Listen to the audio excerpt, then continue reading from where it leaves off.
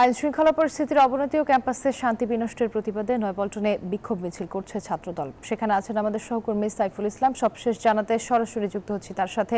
সাইফুল, ছাত্রদলের মিছিল কোন কোন পয়েন্টে থাকবে জানাবেন, কি বলছেন সেখানকার নেতাকর্মীরা?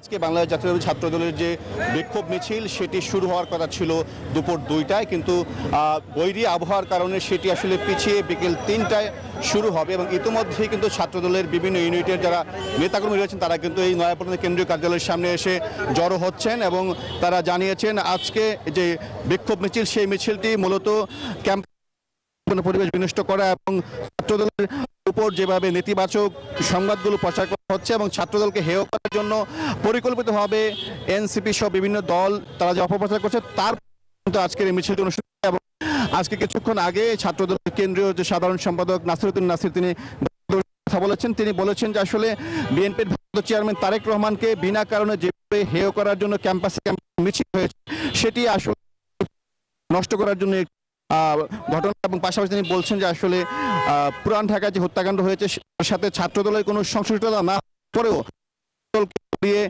সামাজিক যোগাযোগ মাধ্যমে অপপ্রচার চালানো হচ্ছে বিষয়ে কিন্তু মিছিল থেকে প্রতিবাদ জানানো হবে। তো আমরা একটু সরাসরি কথা বলতে চাই ছাত্রদলের কেন্দ্রীয় সাংগঠনিক সম্পাদক আমানুল্লাহ আমানের সাথে। তো আজকে যে মিছিলটি হচ্ছে আপনাদের মূল বিষয়টা কি, দাবিটা কি?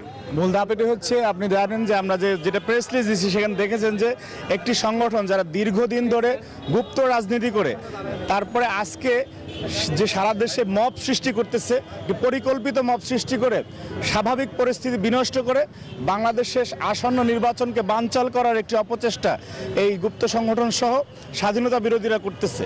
যেটি আজকে সারা বাংলাদেশে যে জুলাইয়ের যে 1 বর্ষপূর্তি উপলক্ষে বাংলাদেশের যথাযোগ্য ভাবগাম্ভীর্যের মধ্যে দিয়ে জুলাই উদযাপিত হওয়ার কথা, কিন্তু সেই জায়গাটা থেকে বাংলাদেশের মানুষের দৃষ্টিকে অন্যদিকে সরিয়ে নিয়ে আসন্ন নির্বাচনকে বানচাল করার একটি অপচেষ্টার অংশ হিসেবে যে পরিকল্পিত মব সারা দেশে চলছে সেই মব সম্পর্কে মানুষকে সচেতন করা এবং শিক্ষার্থীদেরকে জানান দেওয়া যে না, এটি বাংলাদেশে চলতে পারে না এবং সামনে আমরা কোনো মব সৃষ্টি করতে আর দিব না ইনশাল্লাহ।